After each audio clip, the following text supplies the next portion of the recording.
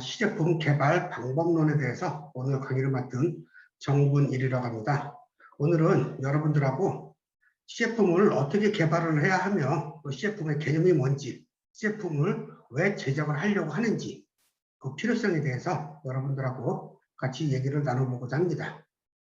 먼저 여러분들은 시제품이라고 하면은 여러분들 아이템을 가지고 뭔가 동작이 되게끔 만들어 보려고 한다라는 생각을 아마 대부분 가지고 있을 거예요. 그런데 사실 시제품을 여러분들이 만들기 전에 용어가 시작품이 되는 게 맞을 것 같아요. 왜냐하면 여러분들은 시제품을 만들 수 있는 환경, 즉 창업자는 창업을 하기 전에 시제품을 만들 수 있는 환경을 조성하기가 쉽지가 않아요. 그거는 이따가 그 시제품에 대해서 정의를 다시 한번 내려보면서 여러분들하고 같이 얘기를 나눠보도록 하고요. 사실 오늘 시제품 개발 방법론이지만은 시작품이라고 여러분들은 이해를 하시면 될 것 같아요.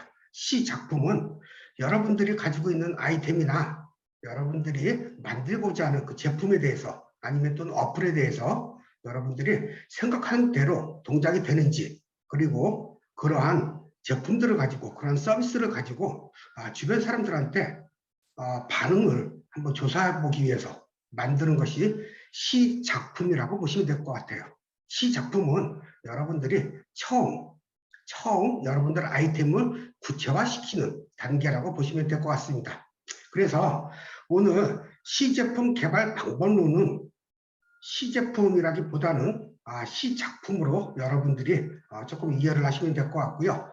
시작품과 시제품을 구분하기 위해서 조금 이따가 좀 더 구체적으로 좀 설명을 하도록 하겠습니다. 자, 먼저 제가 이제 몇 가지 샘플을 한번 좀 보여드리고 왜 얘가 시작품이 되는지, 그리고 언제쯤 시제품이 되는지를 여러분들이 한번 판단을 한번 해보시기 바라겠습니다.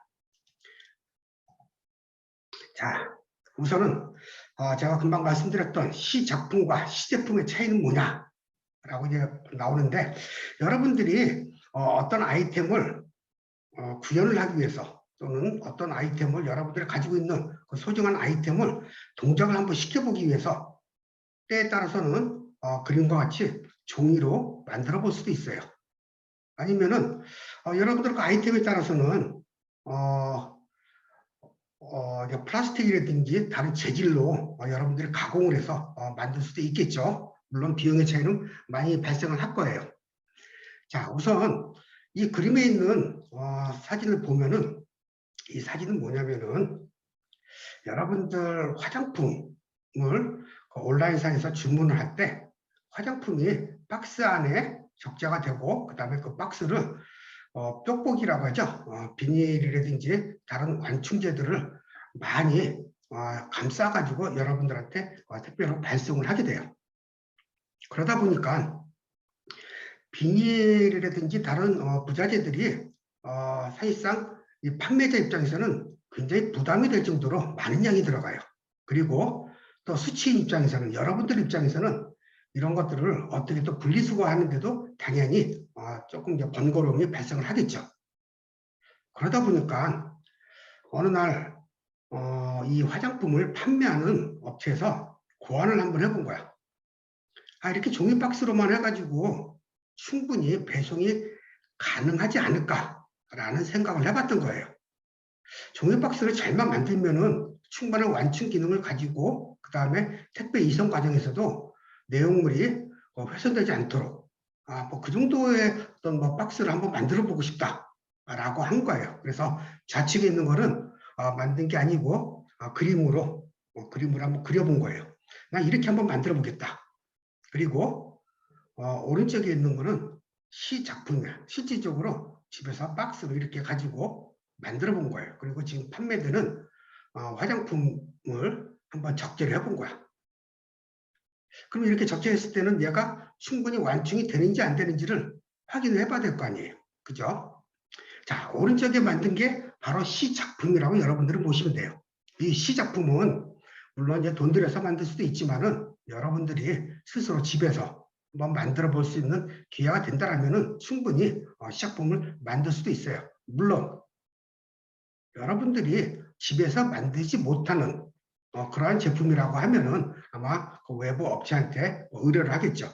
어쨌든 여러분들 아이템을 처음에 한번 만들어 본다라고 생각을 하면은 그게 바로 시작품이 되는 거예요.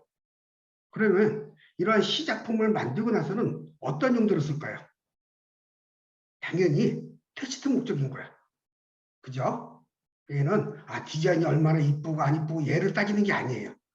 내가 처음에 생각해놨던 이 박스 형태로만 해가지고 얘가 완충 기능을 충분히 구현할 수 있다 없다만 확인을 먼저 받고자 하는 거예요. 그래서 시작품 되는 거야. 이 시작품은 형상이나 외관을 따지지 않아요. 여러분들 마음속에서 이 정도면은 충분히 가능하겠다. 가능성을 타진하고자 하는 게 시작품이라고 보시면 돼요. 그러면 이 업체에서 이 판매자가 이렇게 집에서 이렇게 박스를 한번 만들어 보고 화장품을 한번 넣어보고 그 다음에 집어 던져봤어요. 여기다 떨어뜨려 보고 멀리서도 한번 던져보고 택배 이송 과정에서는 배송 과정에서는 어떠한 문제가 나올지 모르니까 모든 상황에 대비해서 이 박스를 내용물을 적재시킨 후 막 집어 던져봤어요. 그랬더니 어떤 결과가 나왔어요? 다 깨졌어요. 그죠? 깨졌단 말이야. 왜 깨졌을까? 당연히 이 사람도 고민을 하겠죠. 한번 만들어 봤는데 얘 갖고는 안 될 것 같아. 왜? 측면 완충은 가능한데 그 윗면과 아랫면에서는 충격 완화가 제대로 안 됐던 거예요. 그래서 이 모서리 쪽으로 그 바닥면에 떨어질 때는 충격 완충이 제대로 됐는데 그 다음에 어떤 모서리 쪽에 바닥에 이제 도출되어 있는 모서리 쪽에 얘가 정면이나 배면 쪽에 충격이 가해졌을 경우에는 내용물이 훼손이 된다는 걸 알았어요. 그러다 보니까 다시 한번 설계를 한번 해봐야 되겠죠. 자, 어떻게 해봤을까? 자, 문제점을 알았단 말이야. 그죠? 시작품을 한번 만들어 보고 이 문제점이 측면에서는 완충 기능이 충분히 구현이 되는데 윗면과 아랫면에서는 완충이 안 되는 거야. 이런 경우에는 또 제품의 손상이 충분히 야기될 수 있는 문제가 된다는 얘기죠. 그래서 설계를 다시 한번 해본 거예요. 맨 좌측에 있는 것도 그림이에요. 설계도를 그린 건데 이 가운데 살을 많이 넣었어요. 살을 넣고 그 살 가운데다가 화장품을 인입시키는 거야. 그러면은 위나 아래에서 받는 충격들을 충분히 완충시킬 수 있을 것이다 라고 판단을 한 거예요. 그렇죠? 어느 정도 좀 이해가 되죠? 이게 좌측 상단에 있는 그 네모 형태랑 우측 하단에 있는 네모 형태는 위아래 충격을 완충하는 거고요. 그 다음에 가운데 살이 4개 정도가 있죠? 이 4개 정도는 윗면과 아랫면에서 가해지는 충격들을 완충하기 위해서 살을 넣어 만드는 거예요. 아주 심플하게 뭐 괜찮은 아이템인 것 같아요. 왜냐하면은 뭐 제조할 때도 크게 어렵지가 않을 것 같고 그 다음에 얘를 뭐 양산할 때도 크게 효율성이 있어 보인다는 얘기야. 그래서 이 판매자는 설계를 수정해가지고 한번 만들어봤어요. 이번에는 집에서 만들지 않았어요. 박스 공장에 가가지고 샘플을 의뢰를 한번 해본 거야.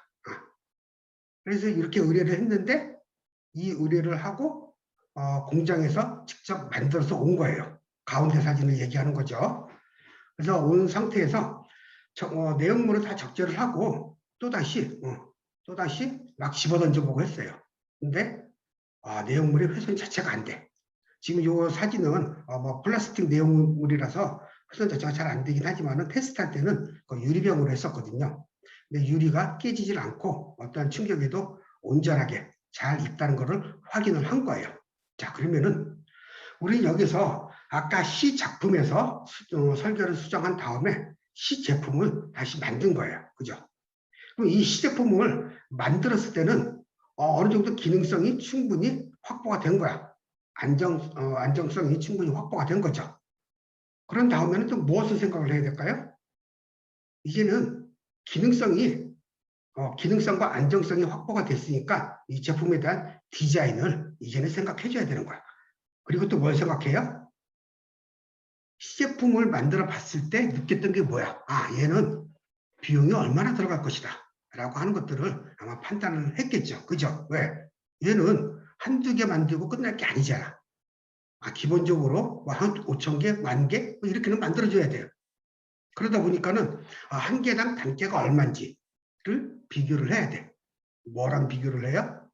그 전에 박스에다가 완충제니 뭐 이런 것들을 엄청나게 투여를 했을 때 그 완충제 비용하고 이 박스 상자의 비용하고를 따져보는 거야. 근데 이 판매자가 한번 따져봤는데 이 종이 상자를 만드는 게 조금 더 비싸다라고 얘기를 하더라고요. 그런데도 얘를 양산을 했어요. 왜 했을까요? 인건비가 덜 들어가요. 왜? 완충제를 하려고 하면은 완충제를 여러분도 잘 아시다시피 제품을 감싸야 된단 말이야.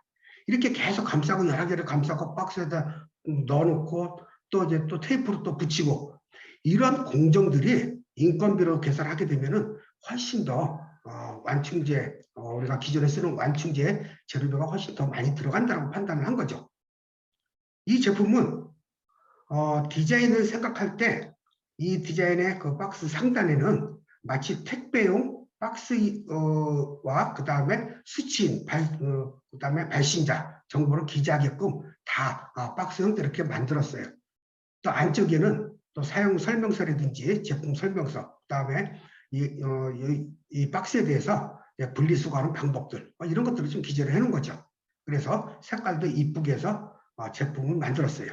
그래서 이 상자가 수천 개를 만들고 제품을 인입시켜서 판매를 했을 때 이 판매자가 훨씬 더 효율이 좋더라, 이득이 좀 더 나더라 라고 하는 결과까지 도출하게 된 것이죠.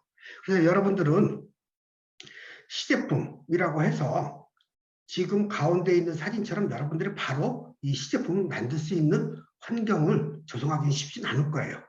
이 시제품을 만들기 전에 시작품이라고 하는 과정을 거쳐서 여러분들이 정말로 내가 생각했던 아이템이 구현이 될까 안 될까를 여러분들은 먼저 판단하고 그 다음에 구현이 된다라고 판단이 됐을 때는 여러분들은 나름대로 또 흥이 날 거잖아. 그죠? 그 흥을 가지고 뭐 새롭게 또다시 설계를 좀 더 설계를 잘 해가지고 효율성 있는 제품을 한번 여러분들이 만들어 본다라고 하는 게 시제품이 될 거예요.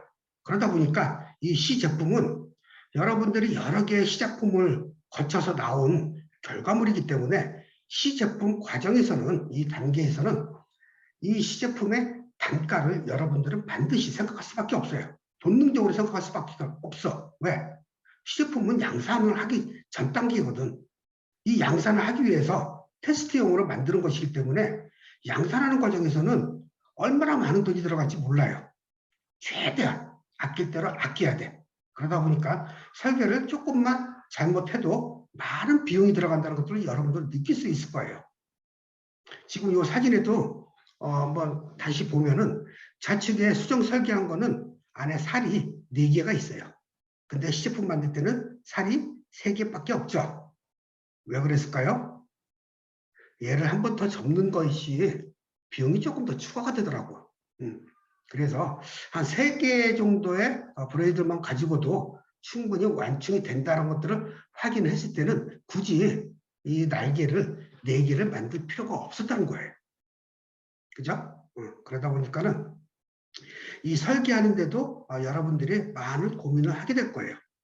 좌측에 있는 수정 설계 보면은 맨 위에 있는 좌측 상단에 있는 그 날개 부분에는 내용물이 인입되기 쉽도록 그 원통과 다르게 개방되어 있는 홀이 있어요. 그래서 얘가 끼기 쉽게 이렇게 처음에는 만들었어요. 근데 이것도 테스트를 하다 보니까 굳이 그렇게 할 필요가 없는 거야. 그냥 원통형으로 똑같이 전부 다 관통을 시키고 이 종이가 위에 있는 사각 상자하고 분리가 되는 거예요.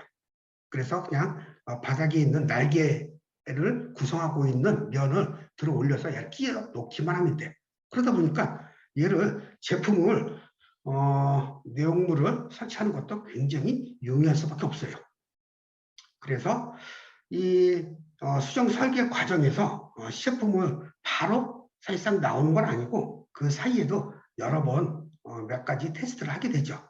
그리고 단가를 줄일 수 있는 방법들을 생각하게 되는 거예요. 그래서 여러분들은 내가 가지고 있는 아이템이 과연 시제품으로 바로 만들어질 수 있느냐를 한번 생각을 해보셔야 돼.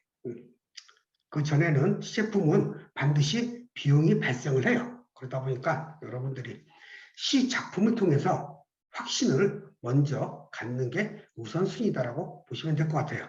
자, 그러면은 다음 사례를 잠깐 한 번 더 볼게요.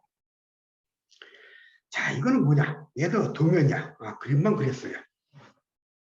얘는 뭐냐면은 진공약병이야. 뭐 그림은 이렇게 그려져 있는데 처음에 이런 아이템이었어요. 좌측에 있는 것처럼 그냥 약병이야. 이 약이 안에는 알약이 들어가 있어요. 알약이 들어가 있는데 뚜껑이 심상치가 않죠. 자, 뚜껑을 맨 오른쪽에 있는 것처럼 화살표 방향으로 막 돌리면은 안에 있는 공기가 다 빠져나와서 진공 상태가 되는 거예요. 이런 걸 왜 만들었을까? 여러분도 한번 생각해 보세요. 얘를 왜 만들까? 자, 우리나라처럼 어느 정도 서민들의 삶이 윤택한 상태라면은 여러분들이 약은 참 안전하게 구매를 할 수가 있어요. 모든 약국에서. 그죠? 근데 사는 게 조금 어려운 나라에서는, 특히 동남아 쪽 같은 데서는 습도도 많은 데다가 이렇게 약을 안전하게 판매를 하지 못해요. 알약 같은 경우는 그냥 큰 통에다 담아놓고 하나씩 빼서 판매를 해요. 대부분이. 그러다 보니까 습도도 높고 온도도 높은 데다가 그 알약이 상할 수밖에 없어.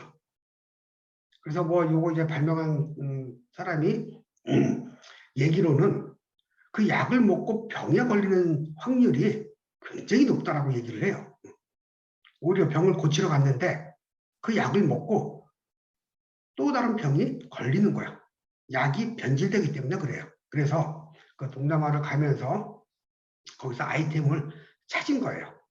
얘를 그 약병을 뭐 크게 상관없이 만들어 놓고 그 약병 내부에 진공 상태를 만들면 어떻겠나. 그리고 약을 하나둘씩 빼고 뚜껑을 닫았을 때 이 닫는 과정을 통해서 또다시 진공 상태를 한번 유지해 보자. 그렇게 하면은 그 알약의 변질을 막을 수 있지 않을까라고 생각을 했었던 것이죠. 이해되셨죠? 자, 그래서 그 대표가 이 아이템을 가지고 와서 설명을 하고 이렇게 한번 만들어 봤으면 좋겠다라고 했고, 그 메커니즘은 약병의 뚜껑에다가 뚜껑을 돌려서 놨잖아요. 이 돌리는 행위를 그대로 연장을 시켜서 뚜껑 상단에 커버를 만들고 그 커버를 여러 번 돌리면은 팬에 의해서 안에 있는 공기가 외부로 빠져나가게끔 하겠다는 얘기예요. 그래서 그래, 이것도 뭐 가능성이 있고, 그럼 팬의 속도를 빨리 돌려서 마치 우리가 환풍기처럼 팬의 날개를 돌려서 안에 있는 공기를 빼보자 라고 생각을 했었던 거예요. 그런 메커니즘으로 해가지고 설계를 하고 한번 3D 프린팅도 한번 해보고 그래서 한번 만들어 봤어요. 근데 동작이 될까? 절대 안 돼요. 그죠? 왜냐하면 여러분들 집안에다가 문 닫았고 밖에 연통이 되어 있는 환풍기 하나만 틀었을 때 집안 내부가 진공이 되나요? 절대 안 돼요. 그죠? 그죠?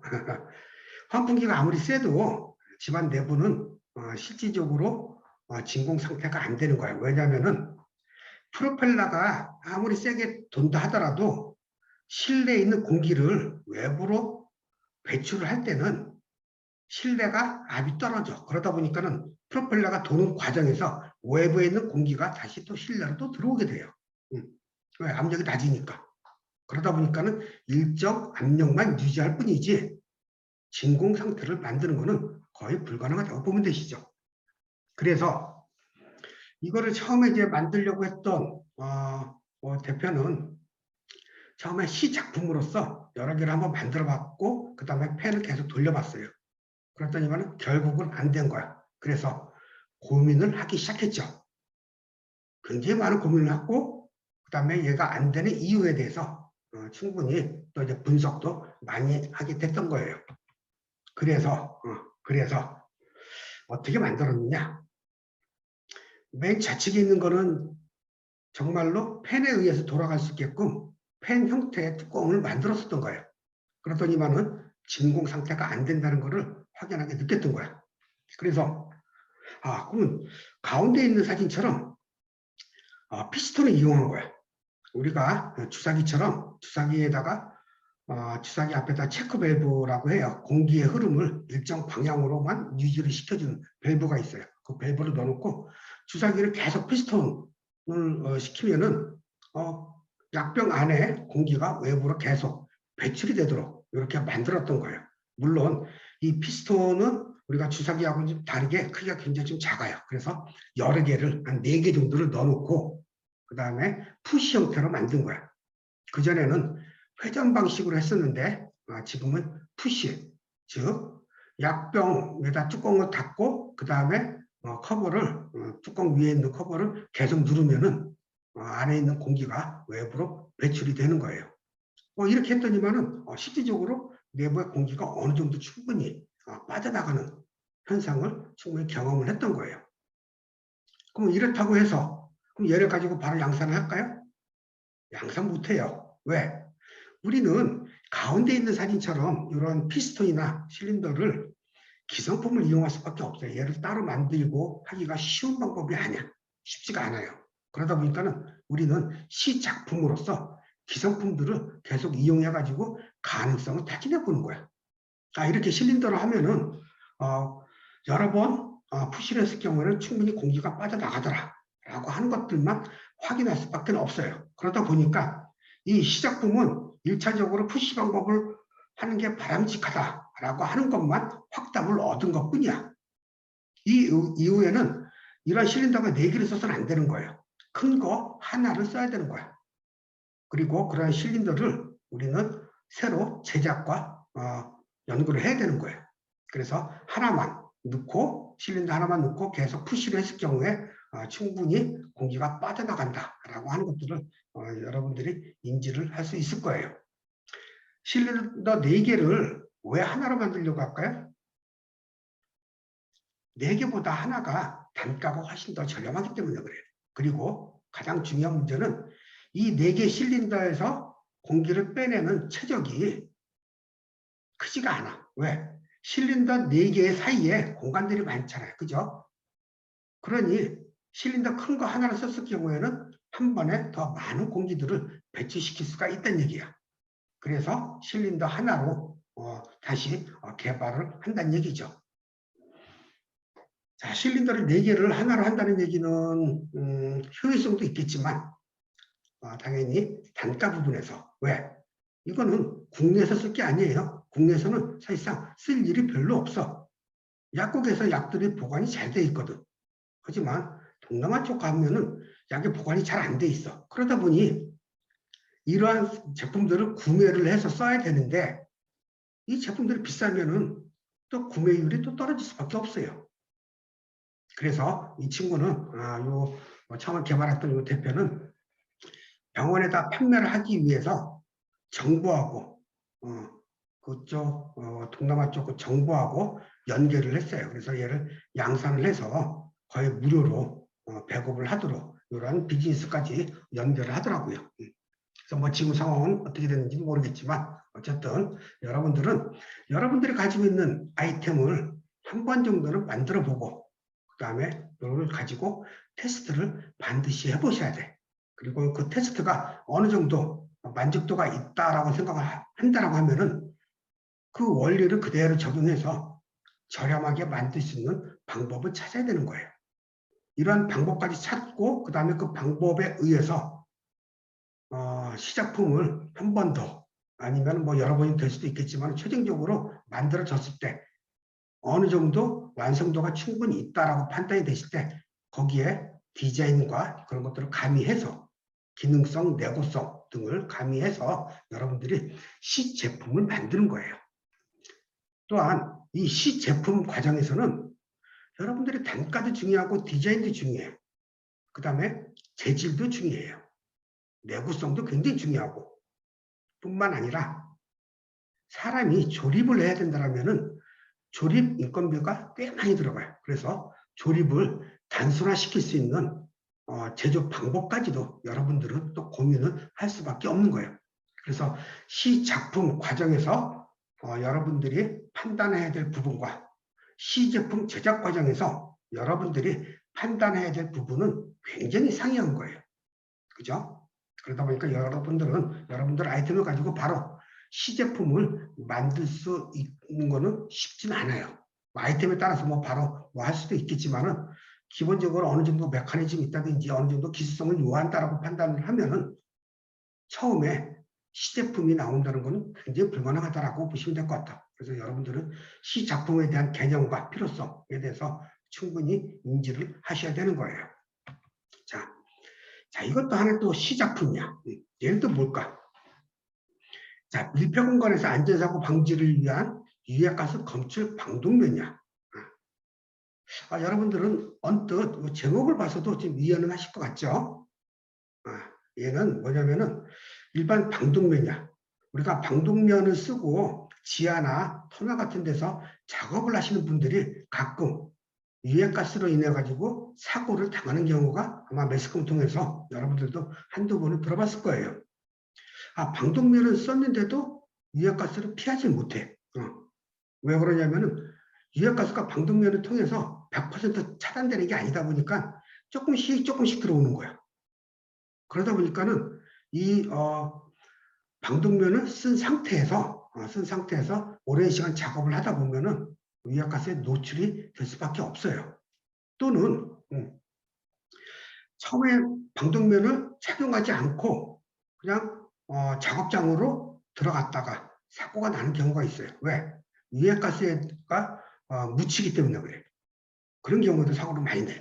그래서 그러한 문제점들을 해결하기 위해서 이 학생은 방독면에다가 유해가스 검출 센서만 다른 거야. 그리고 그 센서에 의해서 반응하는 LED를 몇 개 달았어.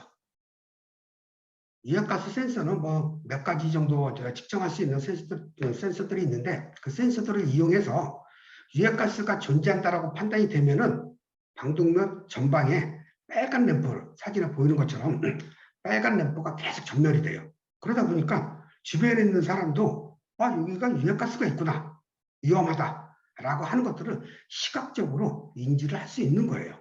서로 방독면을 쓰는 상태에서 서로한테 인지를 시켜주는 거야. 그러다 보니까는 요거에 대한 기능성이나 효용성은 굉장히 높다라고 판단이 됐었던 거예요. 그래서 우리 학생은 얘를 가지고 방독면을 하나 구매를 하고 그 다음에 유해가스 검출 센서도 하나 샀어요. 그 다음에 배터리도 안에 들어가니까 배터리 쓰고 그 다음에 LED 쓰고 그 다음에 요 유해가스가 검출이 됐는지 안 됐는지를 판단하기 위한 프로그램이 조금 좀 필요하겠죠. 이런 것들은 아두이노를 이용한다든지 해서 개인적으로 한번 이렇게 만들어 본 거예요. 그래서 방독면을 쓰고 유해가스가 있다라고 센서가 검출했을 경우에는 방독면 전방에서 막 램프가 켜지는 거야. 이랬더니만은 이건 기능성으로도 충분히 가능한 거예요. 그죠? 우리가 방독면 하면은 이 필터의 중요성을 굉장히 강조를 하지만은 작업자들 입장에서는 급하게 작업을 해야 된다든지 위급한 상황에서 방독면을 또 안 쓰는 경우도 간혹 발생을 해요. 또 썼다 하더라도 방독면 자체가 유해가스를 100% 차단하는 게 아니라면은 위험에 노출되어 있는 건 사실이에요. 이런 현상들을, 이런 위험성들을 방독면 자체에서 검출해서 위험성을 좀 통지를 해주는 이러한 기능인 거야. 그래서 이것도 시작품으로서 한번 만들어 본 거예요. 얘를 만약에 어느 정도 기능성이 확보가 됐다라고 판단이 되면은 시제품을 만들어야 되는 거야. 그죠? 이 이후에는. 그 시제품 만들 때는 어떻게? 센서하고 그다음에 LED, 뭐 빨간색이 됐던 이런 경광을 할 수 있는 이런 LED 램프, 그 다음에 컨트롤러, 이런 것들을 하나의 기판에서 소형화를 시켜줘야 돼. 소형화를 시키면서 또 소비 전력도 최소화를 시켜줘야 돼요. 그래서 또 어떤 센서를 쓸 것인지. 그러다 보니까는 어떤 유해가스를 검출할 수 있는 방독면인지 아닌지 라인업도 시켜줘야 돼, 제품에 대해서는. 그죠? 그래서 이 방독면은 아무 때나 쓰는 것도 중요하지만은 이 검출 센서에 의해서 어떤 유해가스들을 검출을 한다 안 한다에 따라서 그 종류에 따라서 이 방독면을 쓰는 장소나 그다음에 환경들을 지정을 할 수가 있다는 얘기야. 이런 것들은 그냥 뭐 마케팅이나 그냥 제품에 라인업을 시켜서 여러분들이 충분히 확장할 수 있는 부분이 되겠죠. 그러다 보니까 시제품 과정에서는 유해가스를 검출한다 안 한다? 그걸 이제 벗어나는 거야. 어떤 유해가스를 검출할 것이냐. 유해가스가 예를 들면은 하수구에서는 어떤 유해가스가 나오는지, 그 다음에 지하 터널에서는 어떤 유해가스가 나오는지, 환경에 따라서 그 유해가스 종류들을 또 분석을 해야 되는 거예요. 그래서 센서를 하나만 달 것인지 아니면은 각 센서를 여러 개 달아서 포괄적으로 또 검출할 것인지 이런 것들도 판단해야 되고, 저렴하게 한다라고 하면은 가장 통상적인 유해가스 정도만 검출하는 센서를 간단하게 장착을 하고 램프를 켜준다라고 하는 것들도 하나의 제품으로 구현할 수 있겠죠. 여기서 여러분께 얘기를 드리는 거는 시작품은 단순히 기능성만 확인한다는 거예요. 얘를 제품화를 시키겠다. 즉 제품을 양산하기 직전에 시제품을 만들기 위해서는 소비자 관점에서 철저하게 분석을 해줘야 돼. 이 방독면을 사용하는 소비자가 대상이 누구고 그 다음에 어떠한 작업 환경이 있는지 이런 것까지 다 분석을 해가지고 어떠한 센서를 쓸 것이며 그 다음에 어떻게 위험 상황을 표시를 할 것인지 음성으로 표시할 수도 있고 아니면은 무선으로 표시를 할 수도 있는데 이것처럼 LED로 간단하게 표시할 수도 있겠죠. 필요에 따라서는 작업자가 쓰러졌다 안 쓰러졌다를 판단할 수 있는 센서, 즉 자이로 센서 같은 경우도 하나 장착해가지고 그냥 블루투스나 이렇게 근거리 통신으로 또 외부하고 이렇게 통신을 하는 것도 아주 좋은 방법이 되겠죠. 여러 가지 기능들이 있을 거예요. 하지만 여기서는 유해가스 검출이 가능한 방독면이라고 한정을 했지만 이러한 시작품을 통해서 시제품은 또 다른 라인업으로 발전을 할 수가 있다는 얘기예요. 이걸 한번 만들어보고 동작이 되는 거 보니까 이거 정말 괜찮네 라고 여러분들이 생각할 때는 그다음부터는 또 생각이 또 달라져요. 유해가스만 검출하지 말고 작업자들의 작업 환경도 한번 검출해보자. 이렇게 얘기할 수도 있다는 얘기죠. 그죠? 그러다 보니까는 이거 하나의 아이템을 가지고 여러 가지 제품들이 구현이 될 수가 있다라고 하는 것들을 여러분들이 충분히 인지를 할 수 있을 거예요. 자, 그러면은 이것도 한번 봐봐요. 얘도 하나의 시작품이야.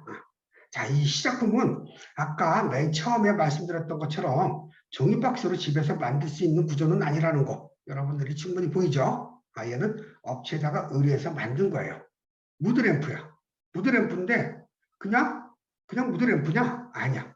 이 무드 컬러에 따라서 서로 다른 향기가 배출이 되는 거예요.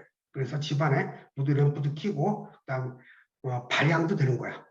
향기가 여러 종류가 있는데 그 위에 오른쪽 사진에 보면은 뚜껑 열면은 그 향기를 담을 수 있는 통이 여러 개가 있고요. 그 위에는 그 향기를 일정 시간 이렇게 배출시킬 수 있는 컨트롤러가 또 포함이 되어 있어요. 그리고 얘를 운영하기 위해서는 또 어플을 이용해. 물론 이제 블루투스를 이용하는 거예요. 그래서 이 아래에 있는 사진은 꽃이 있어요. 내가 어떤 꽃을 좋아하는지 꽃을 페이지를 넘겨가면서 선택을 하게 되면은 그 꽃에 해당하는 컬러가 나오고 램프가 켜지고 그 다음에 거기에 대응하는 향수가 발향이 되는 거예요. 그러다 보니까는 집에서 자기 기분에 따라서 자기가 선택을 했을 경우에는 집안 분위기도 좋아지고 그 다음에 원하는 향수로 발향이 되고 그래서 참 괜찮은 아이템이다 라는 판단이 됐었어요. 물론 이거는 이제 학생들 아이템이에요. 학생들 아이템이지만은 이런 아이템들을 이렇게 한번 구현을 해봄으로써 내가 가지고 있는 내 아이템이 이렇게 동작되는 걸 보면은 얘를 한번 사업을 한번 해볼까? 이제는 얘를 한번 좀 더 완성도를 높여가지고 제품화를 한번 시켜볼까? 비즈니스 모델을 한번 만들어볼까? 이런 또 고민을 하게 되는 것이죠. 그래서 우리가 생각했던 아이템이 동작이 제대로 된다라고 확인이 됐을 때는 여러분들은 그 다음 단계로 생각이 이동이 되겠죠. 자, 이동을 하기 전에 여러분들이 지금까지 제가 계속 말씀드렸던 시작품과 시제품에 대해서는 여러분들이 충분히 식별을 하고 그 다음 설명 한번 하도록 해볼게요. 자, 시작품이라고 하면은 우리가 아까 뭐 지금까지 계속 얘기를 드렸지만은 우선은 제작하기 위해서 컨셉을 먼저 정하는 거죠. 그 다음에 설계를 하고 그 다음에 시작품을 제작을 해요. 그런 다음에 얘를 가지고 동작이 되면은 주변 사람들한테 이런 기능을 한번 동작시켜보는데 좀 어때? 반응도를 한번 조사해보는 거예요. 왜? 우리는 시작품을 단지 시작품으로서 끝날 게 아니야. 시작품을 만들고 그 다음에 이어서 시제품까지 만들고 양산까지 한다는 얘기는 여러분들이 가지고 있는 아이템을 가지고 사업을 하겠다는 얘기야. 사업을 하는데 가장 중요한 거는 뭘까요? 제품의 기술이 아니에요. 소비자예요. 소비자가 마음에 들어야 하는 거고 소비자들이 내 제품에 대해서 충분히 긍정적인 반응을 가지고 있어줘야지만이 이 사업의 가능성이 있는 거야. 지금까지는 우리는 시작품을 제작하기 위해서 큰 돈이 안 들어갔어요. 그죠? 종이 박스로 집에서 만들어 보기도 하고 외부에다가 의뢰를 한다 하더라도 그렇게 큰 돈이 들어가지는 않아요. 물론 밑에 기재되어 있는 것처럼 500원에서 1000만 원 정도 이렇게 들어갈 수도 있어요. 근데 시제품 과정에서는 1000만 원, 2000만 원 갖고는 제작하기가 힘든 경우가 참 많아요. 어플 하나 제작을 하더라도 한 3천, 4천만 원 정도가 들어가요. 시제품 만드는 과정에서. 다른 기부적인 것들도 또 설계를 하고 그 다음에 제작까지 한번 해보고 조립까지 할 수 있게끔 정말 나중에 제공된 제품하고 똑같이 한번 만들어보는 시제품을 제작하는 데는 보통 3천만 원, 4천만 원 정도 이렇게 들어가요. 물론 비싼 건 더 많이 들어가겠죠. 그러다 보니까는 여러분들이 시작품 제작 과정에서는 큰 돈이 안 들어간다고 생각을 하시면 돼. 굉장히 작은 부분이라고 보시면 돼요. 시작품은 많아봐야 소액이 들어가고 시제품은 그래도 수천만 원이 들어가고 양산은 수억에서 수십억이 들어가는 거예요. 그러다 보니까는 우리가 최종적으로는 굉장히 많은 돈을 투자를 해야 된단 말이야. 투자 유치를 하던 여러분들이 투자를 하던 많은 돈들을 이 자금을 투자를 했다가 실패를 할 경우를 우리는 항상 대비를 해줘야 돼.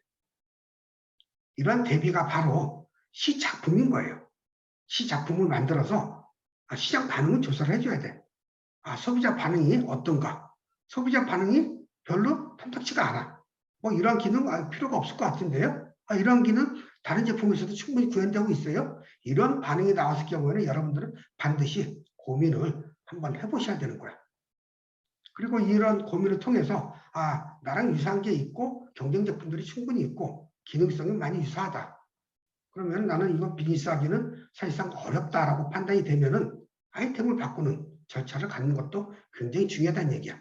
아이템을 바꾼다는 얘기는 시작품을 한번 만들어 보고 여기에서 이 제품 갖고는 안 되는구나. 내 아이템 갖고는 안 되는구나. 그래서 다른 아이템으로 전환을 하는 거예요.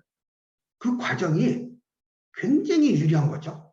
왜? 여러분들은 이런 과정이 없다라고 하면 시제품 만들고 양산까지 들어갔을 경우는 수십억을 날릴 수도 있는 환경이 됐었던 거예요. 이런 것들을 사전에 소액으로 반응도를 조사를 할 수가 있다라고 하는 관점에서 시작품에 대한 필요성이 굉장히 요구가 된다라고 보시면 될 것 같아요. 그럼 시제품은 금방 얘기한 것처럼 설계를 하고 그다음에 시제품 제작을 하고 이제 검토를 하는 거죠. 자, 여기서 시제품을 제작한다는 얘기는 이미 기능성은 시작품에서 기능성은 전부 다 확보가 된 거야. 근데 확보가 되는데 뭘 만들까? 이 시제품은 기능성 이외에 내구성이라든지 디자인이라든지 그 다음에 원료라든지 구조라든지 단가를 낮출 수 있는 모든 방법들을 다 동원을 하는 거야. 심지어는 조립을 하기 위해서 나사가 3개가 들어가는 것들을 스크류가 3개가 필요한 것들을 어떻게든지 간에 해서 얘를 2개로 줄인다든지 하나로 줄인다든지 하는 구조 설계도 굉장히 필요할 수가 있어요. 요즘 같은 경우는 제품을 조립하는 과정에서 굳이 스크류 조립 같은 거 잘 안 해요. 나사로 조립을 안 해. 체결을 안 해. 왜? 다 돈이거든. 나사 비용도 많이 들어가고 예를 들어 체결하는 인건비도 많이 들어가요. 그러다 보니까는 그냥 일체형으로 부착을 하는 거야. 즉 본드를 붙여서 이제 체결해버려요. 그리고 나서 얘가 고장 나면은 바로 폐기하고 오히려 그런 비용이 더 쌀 때도 많이 있어요. 그러다 보니까 여러분들은 고민을 해야 되는 거야. 조립도 고민을 하고 내구성도 따져봐야 되고 심지어는 제품에 따라서는 얘가 고장이 나면은 그냥 다른 제품으로 그냥 교체를 해주는 게 오히려 비용이 더 저렴하다면은 굳이 내가 얘를 뜯어가지고 다시 수정하고 고치고 할 필요가 없을 수도 있어요. 그러다 보니까는 이 조립 과정도 충분히 고민을 해야 되는 것이죠. 이런 것들을 다 검토를 하는 거야. 검토를 해서 아까 얘기한 것처럼 만약에 스크류를 조립을 한다 그러면 스크류를 좀 더 줄여볼 수 있는 구조 아니면 스크류를 없앨 수 있는 구조 접합할 수 있는 구조 서로 다른 재질을 체결할 수 있는 어떤 구조들 이런 것들을 다시 한번 고민을 하고 설계를 하는 거야. 그래서 다시 한번 또 시제품을 또 제작을 하는 거예요. 그래서 시제품도 시작품과 마찬가지로 2번, 3번 이렇게 제작을 하게 돼요. 그리고 난 다음에 최종적으로 정말로 양산했을 때 나오는 제품하고 똑같이 컬러부터 해가지고 다 지정을 해요. 그래서 이 제품이 마치 양산한 것처럼 딱 보이게끔 만드는 거예요. 그렇게 해서 시제품이 만들어지고 모든 검토가 다 끝나고 양산 준비가 됐다라고 하면은 그때 가서 많은 돈 투자를 해서 많은 자금을 활용을 해서 양산을 하게 되는 거예요. 물론 양산하는 과정에서도 참 많은 공정들이 있어요. 금형은 어디에서 해야 되고 어떤 금형을 해야 되고 우리가 시제품을 만들고 우리가 그 다음에 이제 시장 조사까지 다 완료가 됐을 때 우리가 양산하는데 금형 비용이 너무 많이 들어가. 근데 우리가 제품은 한 5천 개, 4천 개 정도만 우리는 양산을 할 목적이야. 라고 한다라고 하면은 한번 여러분들은 금형집에다가 금형을 의뢰할 때 또 판단해야 돼. 왜? 일반 금형을 써야 됐는데 4천 개, 5천 개 정도만 찍을 아이템이라면은 굳이 쇠로 금형을 만들 필요가 없어요. 알루미늄으로 만들어도 돼. 이 수량 개수에 따라서 달라진단 말이야. 가격은 3분의 1 차이가 나요. 그러니 우리가 금형을 하나 하더라도 보통 한 1억 정도가 하는데 알루미늄으로 하게 되면은 한 3천만 원 정도면 또 돼요. 그러니 여러분들은 이 시작품부터 시제품 양산까지 하는 과정에서 여러분들 아이템이 그 사이에 시장 반응에 대해서 철저하게 반응을 하고 있어줘야 되는 거예요. 즉 여러분들은 사업 계획서 상에서 내 제품은 내 아이템은 1년에 10만 개를 이렇게 나는 만들어서 판매를 할 거야. 그럴 계획을 가지고 있어. 라고 하는 아이템도 있지만 때에 따라서는 내가 1년 동안은 내 아이템은 좀 가격대가 있으니까는 한 3천 개 정도 팔 거야. 2년 차에서는 한 5천 개 정도 양산할 거야. 라고 판단이 된다라고 하면은 굳이 금형 자체도 쇠로 금속으로 쇠로 금형을 할 필요가 없어요. 알루미늄으로만 해도 한 5천 개까지는 양산이 돼. 그러면은 여러분들이 자금을 얼마나 세이브 시키는 거예요. 이런 세이브 시킬 수 있는 방법들은 여러분들은 사업 계획서 내에 다 녹아 들어가 있어줘야 돼. 소비자의 시장 반응부터 이 반응에 따라서 몇 개를 양산을 해야 되는지 그 양산의 개수에 따라서 그 다음에 금형은 어떤 재질로 할 것인지 이런 것들은 여러분들이 계속 일관되게 고민을 해야 된다는 얘기죠. 이해되셨죠? 자, 그러면 우리가 이제 시작품과 시제품에 대해서 얘기를 했는데 다시 한번 검토를 하면요. 시작품은 기능성 검토야. 그죠? 제작 목적은 기능성 검토하기 목적밖에 없어요. 그다음 물리적으로는 기능별로 동작이 되는지 안 되는지 확인할 수밖에 없다는 얘기예요. 하지만 시제품은 사용성이야. 자, 사용성이라고 하면은 기능도 들어가요. 하지만 이 사용성은 소비자 관점인 거야. 디자인부터 재질, 조립 구조 이런 것들이 다 들어가요. 그 다음에 그립감도 들어갈 것이고 여러 가지들 많이 들어가. 그런 다음에 시제품은 이 디자인과 이 내구성에 대해서도 또 충분히 검토를 해야 되고, 금전적인 검토 또한 아까 말씀드렸던 것처럼 금형이라든지 원료라든지 이런 것들, 기술적인 검토는 설계, 금형 설계, 회로 설계, 뭐 여러 가지 어플리케이션이라고 하면은 어플 설계까지도 다 포함을 할 수밖에 없어요. 그러다 보니까 우리는 시작품은 단순히 기능과, 그러니까 기능만을 검토하기엔 목적이다. 시제품은 양산하기 전 단계에서 정말로 소비자 관점에서 수정할 수 있는 것들, 검토할 수 있는 것들을 다 검토를 해야 된다라고 하는 게 실질적인 목적이다라고 보시면 될 것 같아요. 그죠? 자, 그럼 시제품에 대해서 한번 잠깐 좀 볼게요. 얘는 시제품이야. 뭐냐면은 과일 압착기예요. 과일을 일정 봉투에다가 넣어놓고 그냥 생으로 넣어놓는 거야. 그리고 나서 이 안에다가 넣고 버튼 누르면은 과일을 압착을 해요. 그 압착하는 힘이 7톤, 엄청나게 엄청나게 큰 힘으로 압착을 해요. 그러다 보니까는 과일즙이 나오는 양이 굉장히 많아. 그래서 처음에는 시 작품을 만들 때는 이 압착률을 보려고, 압착 강도를 보려고 뭐 여러 가지 테스트를 했겠죠. 이렇게 이제 테스트를 해서 충분한 압착력이 있다라고 판단이 돼서 안에 메커니즘은 다시 설계를 하고, 그 다음에 어떤 모터를 써야 되는지, 그 다음에 소비 전력이 어느 정도인지 이제 판단하기 위해서 새롭게 한번 만든 거야. 만들어서 테스트를 하다 보니까는 가장 큰 문제가 생기는 거야. 뭐냐? 안정성인 거야. 안정성이라고 하면 뭘까? 얘는 압착력이 7톤이나 돼요. 손이 잘못 들어갔다든지 뭔가 이물질이 들어가면은 엄청나게 위험 상황이 도래할 수도 있다는 얘기야. 그래서 철저하게 이 압착하는 면에는 특히 사람의 인체가 일부라도 들어가지 않도록 그거를 감지하기 위한 센서가 절실하다는 얘기야. 그러다 보니까 얘를 메커니즘을 설계하고 만드는 것보다 이 안전장치를 만드는데 사실상 시간이 더 투여가 되는 거예요. 제품의 오른쪽 사진에 그 뒤쪽에 약간 보일 듯 말듯한데 이제 PCB 기판이 있어요. 거기 센서들이 많이 들어가 있어요. 다 연동이 돼 있지. 얘가 인체가 일부라도 인입이 됐을 경우에는 구동을 멈추고 역방향으로 피드백을 해요. 리셋되는 거죠. 그리고 나서 경고가 되는 거고요. 그 다음에 인체가 전부 다 위험 상황이 해지가 됐을 경우에는 소비자의 선택에 따라서 다시 압착을 하고 있는데, 이 메커니즘, 이 압착하는 기구 메커니즘이 굉장히 처음에는 어려울 것이다라고 생각했는데, 막상 시제품을 제작하는 과정에서는 처음에 시작품에는 없었던 이 기능, 안전성에 대해서는 굉장히 고민을 많이 했었던 거예요.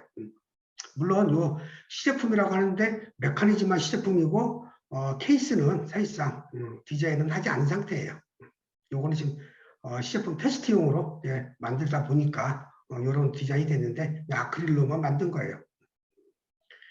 그러다 보니까 이 기능이 다 만들어지고 그다음에 안전성 테스트까지 다 된 다음에 이 기구적인 형상을 가지고 외관을 그다음 디자인해서 금형을 해서 그다음에 디자인 이쁘게 해서 제품을 이제 완성을 시키는 거겠죠. 그래서 이렇게 이제 시제품 제작 과정도 오랜 시간 동안에 여러 가지들 판단을 하고 고민을 하는 과정도 필요하다라고 하는 것들이 좀 보여졌던 부분이고요. 자, 이것도 한번 봅시다. 얘는 뭘까? 얘는 뭘까? 여러분들은 제목에 있는 것처럼 골프 그린 스캐너라고 해요. 골프 그린 스캐너. 여러분들 중에서는 골프를 하시는 분이 얼마나 있을런지는 모르겠지만 요즘은 골프들을 많이들 친단 말이야. 젊은 사람들은 되게 많이 쳐요. 그죠? 코로나 시대에서 골프 인구가 굉장히 폭발적으로 늘어나긴 해요. 그런데 이제 골프를 하다 보면은 필드에서 나가서 친단 말이야. 그죠? 해보셨던 사람들은 많이 알겠지만은 처음에 이제 드라이브를 치고 아이언을 치고 그 다음에 이제 그린에 가서는 이제 퍼팅을 한단 말이야. 이 퍼팅을 하는 과정에서 캐디 분들이 그 4명에 대해서 한 조에 4명인데 이 4명에 대해서 안착되어 있는 공 위치로부터 홀컵까지 어느 방향으로 쳐라라고 계속 안내를 해줘요. 그러다 보니까는 이 캐디가 해야 될 일들이 굉장히 많고 또 캐디가 이렇게 안내를 했을 때 캐디도 사람인데 조금 실수할 수 있잖아요.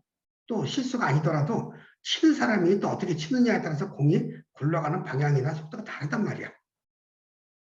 근데 캐디가 잘못 놔줬다라고 판단을 하고 거기서 불평불만을 갖는 이제 고객들이 꽤 많아요. 다툼도 많이 생기고. 더군다나 캐디도 해야 될 일도 많고 그 4명들 다 점수 매겨줘야지, 공 놔줘야지, 공략 방향도 설정해줘야지, 또 질문하면은 이 그린의 각도라든지 기울기라든지 이런 것도 다 판단해줘야 된단 말이야. 너무 일이 많아. 그래서 고생인 거야. 그리고 나서도 조금 잘못됐다라고 판단이 되면은 캐디하고 또 분쟁이 또 생길 수도 있기도 해요. 그래서 이 그린에서 스캐너를 한번 만들어 보자 라고 한 거야. 캐디 대신에. 이거는 각자가 제품을 가지고 내 공이 놓여있는 위치하고 홀컵까지를 카메라로 쭉 인식을 해요. 그러면은 딱 인식하게 되면은 거리가 몇 미터고 이 거리가 오르막인지 내리막인지에 따라서 또 퍼팅하는 거리가 또 달라요. 실질적인 거리보다 오르막일 경우에는 퍼팅하는 거리가 더 많아져야 되고 내리막 경우에는 퍼팅하는 거리가 더 짧아져야 되겠죠. 그리고 그 기울기에 따라서 라이라고 하죠. 이 라이에 따라서 어느 방향으로 쳐야 되는지까지도 계산을 해주는 거야.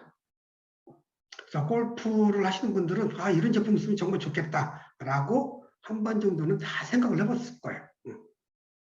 그래서 처음에는 시작품을 만들 때 프로그램으로 해가지고 센서들을 한번 장착을 하고 그 다음에 테스트를 한번 해봤어. 그랬더니만은 좌측에 있는 것처럼 어느 정도 동작이 제대로 돼. 동작이 어느 정도 제대로 된다는 얘기는 뭐냐면은 강성이 있다는 얘기야. 아주 정확하게 될 필요성은 크진 않아요. 하지만 정확도를 높이면 좋겠죠. 그래서 여기다가 추가를 해서 사람이 사용자가 이 제품을 가지고 홀컵에서 공까지 쭉 스캔을 하는데 이 스캔하는 어떤 각도가 흔들린다든지 아니면 조금 삐뚤어지게 스캔을 한다든지 했을 경우에는 거리가 좀 달라질 수가 있단 말이야. 근데 이런 것들을 시제품 제작하는 과정에서는 다 보증을 또 한 거야.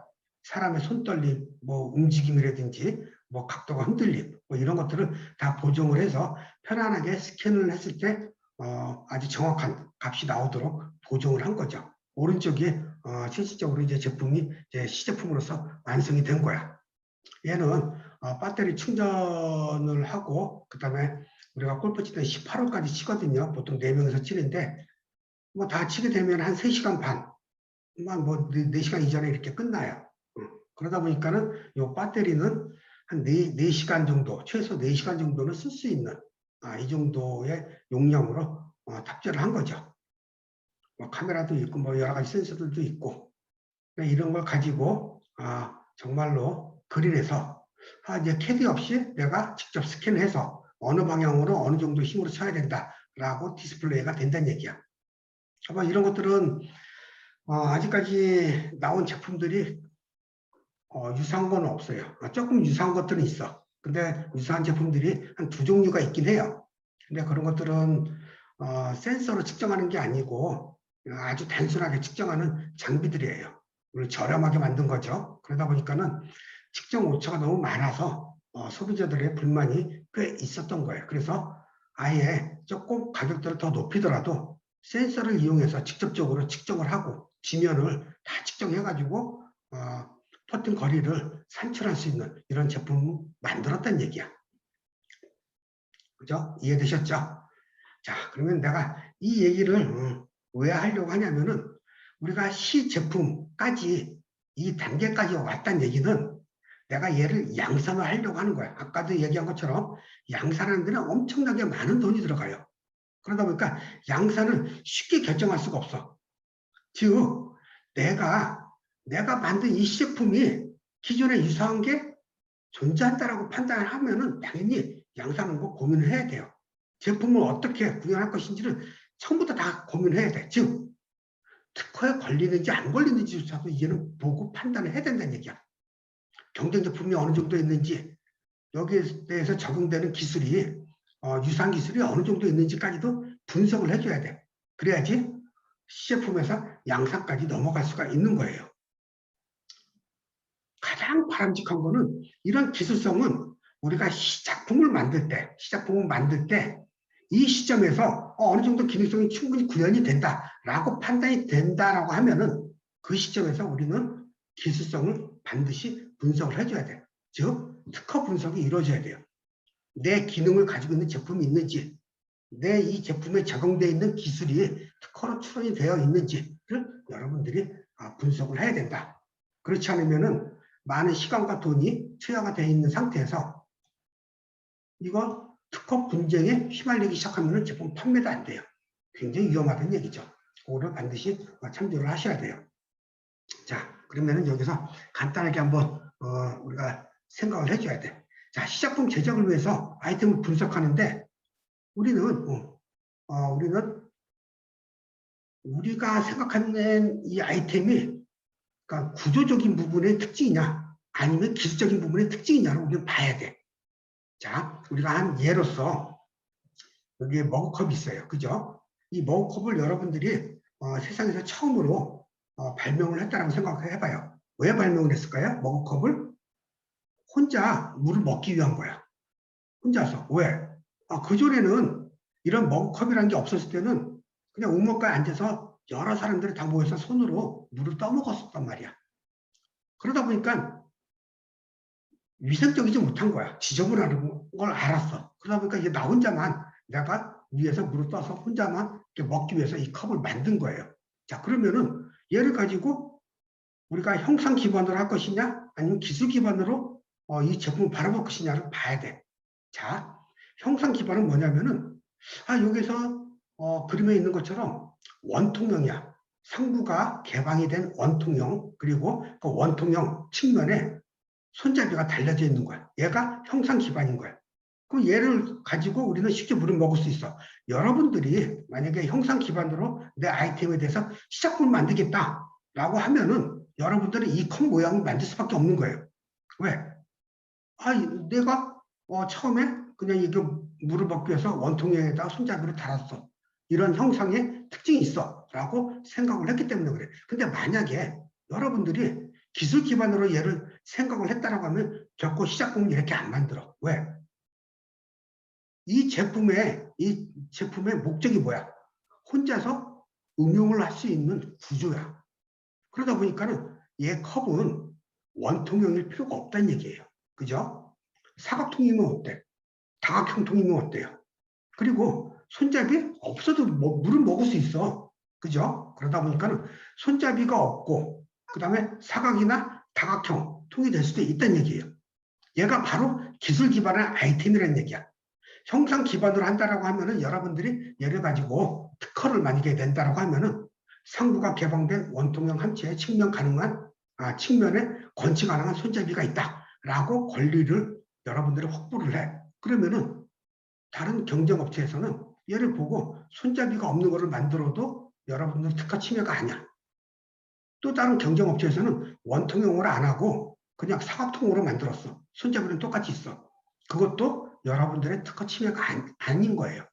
그러니까 여러분들은 아이템만 공개를 하고 남들 경쟁업체들만 여럿이 만들어 놓는 격밖에 안 되는 거야. 근데 기술 기반이라고 하면은 얘 제품을 어떻게 특허를 출원할까요? 그냥 함체인 거야.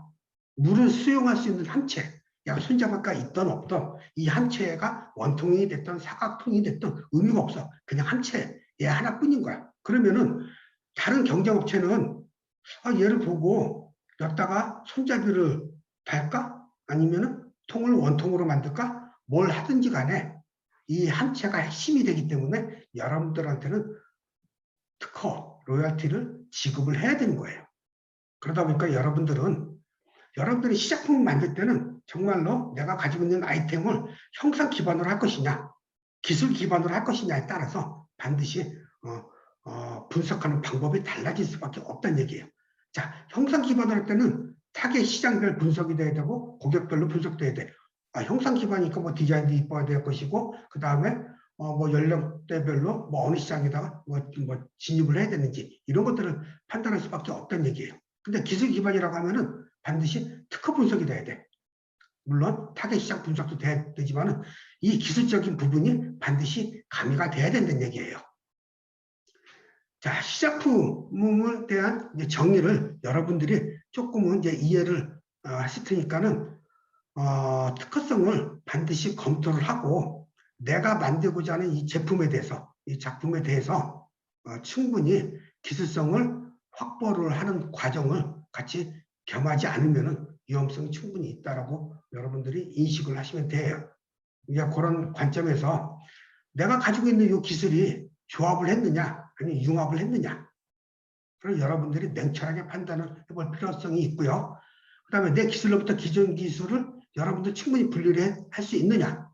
여러분들이 만들었다고 해서 여러분들이 가지고 있는 기술이 전부 다 내 거다라고 판단해서는 안 된다는 얘기야. 이 기술 안에는 이미 공용되고 있는 기술들이 분명히 있을 거예요.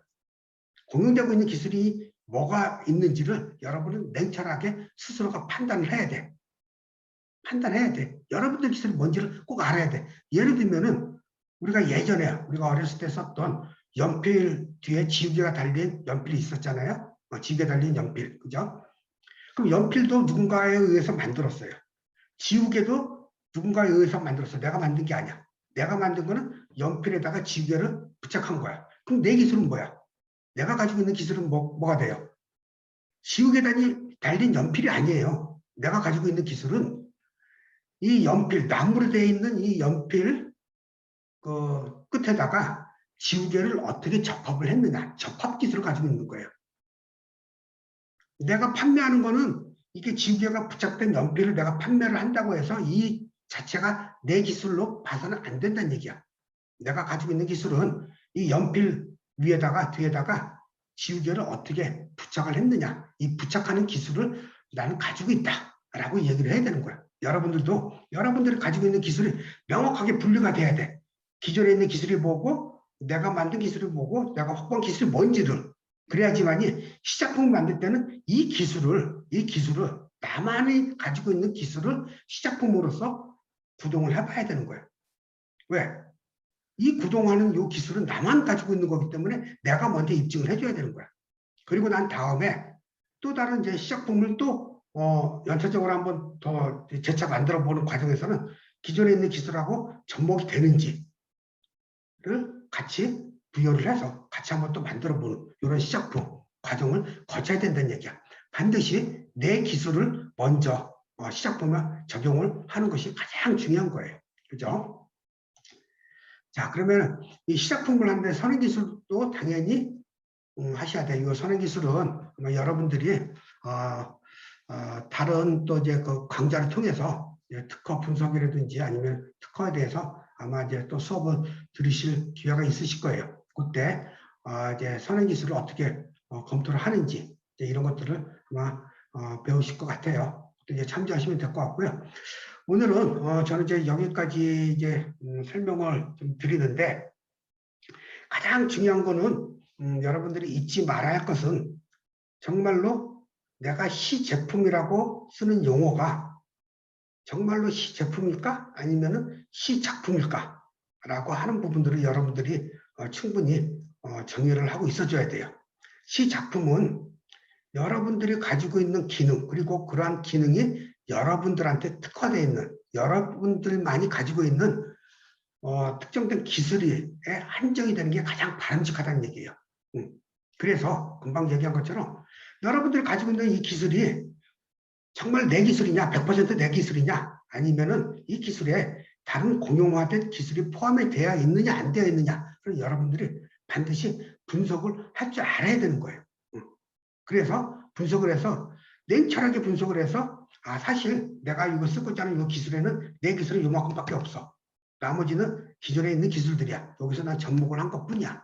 라고 판단이 되면 거기서 딱 분류가 됐을 때 여러분들만의 가지고 있는 특화되어 있는 이 기술을 가지고 시작품을 만들어 보는 거예요. 왜? 나만이 가지고 있는 기술이니까 이 기술이 정말로 동작이 되는지 안 되는지를 여러분들이 시작품을 만들어보고 구현을 해보는 거예요. 그리고 나서 동작이 어느 정도 된다고 싶으면은 정말로 내가 제품에 적용되는 기술, 즉 나만이 가지고 있는 기술과 공용화된 기술을 접목이 되어 있는 요거를 가지고 다시 또 시작품을 또 만들어 보는 거예요. 물론 한 번에 그냥 공용화된 기술과 내 기술을 다 한 번에 부가된 제품을 만들어 볼 수도 있겠죠. 하지만 기술이 여러 가지로 복합이 되어 있다고 하면은 가장 먼저 손쉽게 할 수 있는 부분, 즉 내 기술을 먼저 시작품으로서 만들어 보는 거예요. 그리고 나서 동작이 되고 그다음에 시장 반응도 괜찮아 라고 판단이 됐다라고 하면은 여러분들은 그 시점에서 특허성을 조사를 해봐야 되는 거야. 특허. 내가 만들고 동작이 잘 됐던 내 기술에 대해서 내 기술이 정말로 특허로서 인정받을 수 있는지 없는지, 기존에 유사한 기술이 있는지 없는지를 여러분들이 반드시 꼭 분석을 해줘야 돼. 특허 얘기는 제가 디테일하게는 안 하겠지만은 여러분들이 다른 강좌를 통해서 특허에 대해서는 개념도 명확하게 가지고 계셔야 되는 거예요. 그래야지 내 기술을 어떻게 보호를 받는지, 아니면은 내 기술에 대해서 똑같이 특허 출원했는데 보호를 못 받는 경우도 많이 있어요.